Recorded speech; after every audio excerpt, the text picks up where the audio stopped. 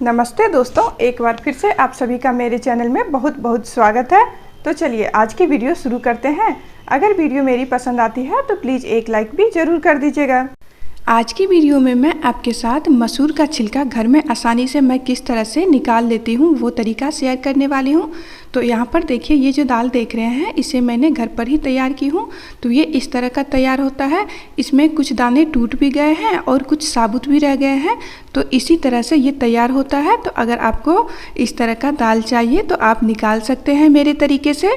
तो चलिए अब हम वीडियो शुरू कर लेते हैं। तो सबसे पहले हमें यहाँ पर मसूर चाहिए और इसे मैंने 2 से 3 दिन अच्छी तरह धूप में सुखा ली हूँ। तो अभी बरसात का मौसम है तो अच्छे से धूप नहीं आ रही है, फिर भी मैंने इसे 2-3 दिन सुखा ली हूँ। अब इसे अच्छे से साफ़ कर लेना है। तो इसमें बहुत सारे पत्थर, गंदगी, लकड़ी वगैरह थी। तो यहाँ पर देखिए सबको चुनकर अच्छे से साफ़ कर ली हूँ। तो इसमें ज़रा सा भी पत्थर वगैरह नहीं होना चाहिए, नहीं तो दाल आपका ख़राब हो जाएगा। और ये देखिए कितना इसमें से गंदगी निकला है इस तरह के।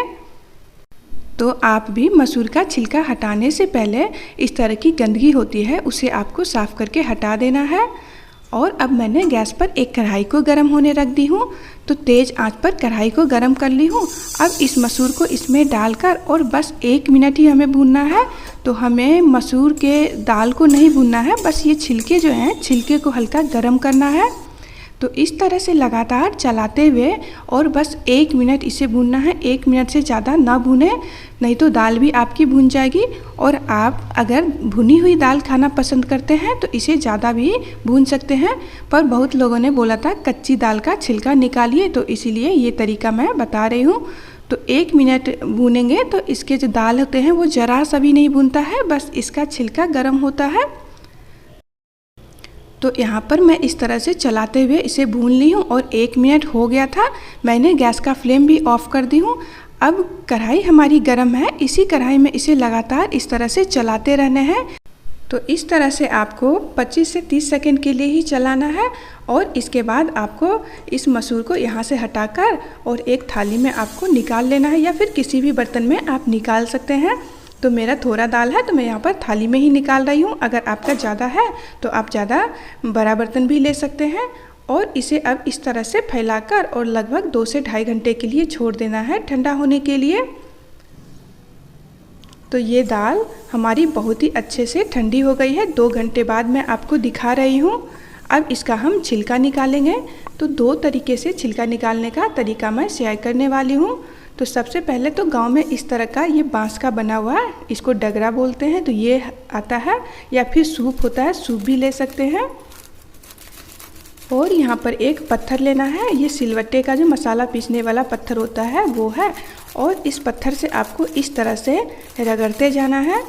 तो इसमें थोड़ा सा मेहनत लगता है पर बहुत ही अच्छा दाल तैयार होता है। इसमें थोड़ा सा भी आपका दाल का दाना टूटेगा नहीं। तो इस तरह से मसूर के ऊपर इस पत्थर को आप चलाते रहिए तो सारे इसके छिलके हट जाते हैं। तो यहाँ पर देखिए थोड़ी देर में ही इसके कितने छिलके निकल गए हैं। और मसूर को आप देख सकते हैं बिल्कुल भी ये भुना नहीं है। जिस तरह से हम लोग मार्केट से लाते हैं बिल्कुल वैसा ही ये तैयार हुआ है। तो यहाँ पर देखिए, और ये पूरा गोल गोल ही निकला है, यहाँ पे ये टूटा भी नहीं है। तो जितने भी बाकी रह गए हैं उस पर भी आपको इसी तरह से पत्थर चला देना है तो सब अच्छे से निकल जाता है। और अब मैं आपके साथ दूसरा तरीका शेयर करने वाली हूँ जिसमें कि दाल थोड़ा टूट भी जाता है पर वो बहुत ही जल्दी बनकर तैयार होता है। तो यहाँ पर मैं एक मिक्सी का जार ली हूँ। अब मसूर को जार में डाल देती हूँ और इसका ढक्कन बंद करके और थोड़ा रोक रोक कर मिक्सी को हमें चलाना है। तो जार में आपको ज़्यादा नहीं भरना है। तो 1 केजी मसूर है तो उसे 4 हिस्सों में करना है। तो यहाँ पर मिक्सी में लगा दी हूँ और यहाँ पर पल्स का बटन है, तो इस बटन को आपको रोक रोक कर चलाना होगा।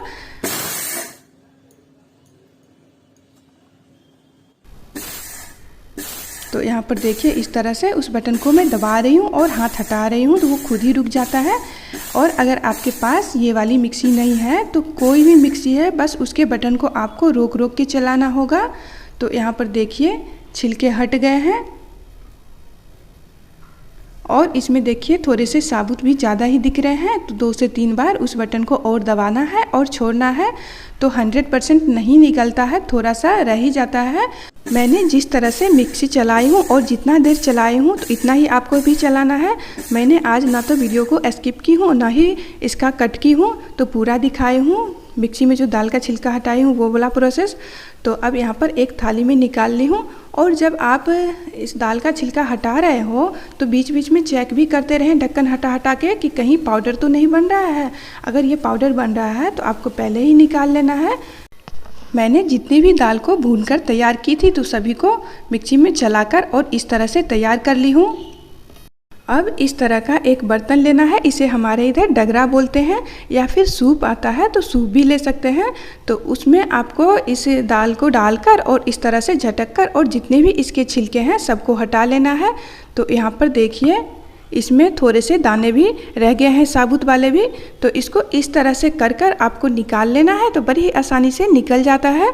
तो जो गांव में रहते हैं उनको पता होगा कि किस तरह से इसे साफ़ किया जाता है, क्योंकि किसी भी तरीके से आप घर में अगर दाल तैयार करते हो तो इसमें थोड़ा सा टूट भी जाता है और थोड़ा सा साबुत भी रह जाता है। तो इस तरह से आप डगरा से इसे साइड करके निकाल सकते हैं। तो ये देखिए यहाँ पर निकल आया है। तो इसे फिर से मिक्सी में डालकर और बस 2 से 3 बार और चला लेना है, तो वो भी छिलके हट जाएंगे। तो इसके बाद भी आपको थोड़े से रह ही जाएंगे, तो वो जब हम दाल को धुलते हैं तो उस समय हाथों से रगड़ देते हैं तो फिर वो निकल जाता है। तो आप देख लीजिए, अगर आपको ये तरीका पसंद आता है तो इस तरीके से आप दाल का छिलका हटा सकते हैं। तो यहाँ पर देखिए सभी दाल को हमने अच्छे से साफ़ करके और छिलके को हटा ली हूँ। तो इस छिलके को आपको फेंकना नहीं है, गाय को दे देना है, वो खा लेती है। और यहाँ पर देखिए दाल हमारा इस तरह से तैयार हुआ है। अगर आपको भी ये तरीका अच्छा लगता है तो आप भी इस तरीके से किसी भी दाल के छिलके को हटा सकते हैं। और अगर आप पहली बार इस दाल का छिलका हटा रहे हैं तो बहुत ही थोड़ा करें, और अगर आपसे अच्छे से हो जाता है तब आप ज़्यादा कर सकते हैं। और आज की मेरी ये वीडियो आपको पसंद आई तो प्लीज़ एक लाइक भी कर दीजिएगा। यहाँ तक बने रहने के लिए आप सभी का बहुत बहुत धन्यवाद। Thank you.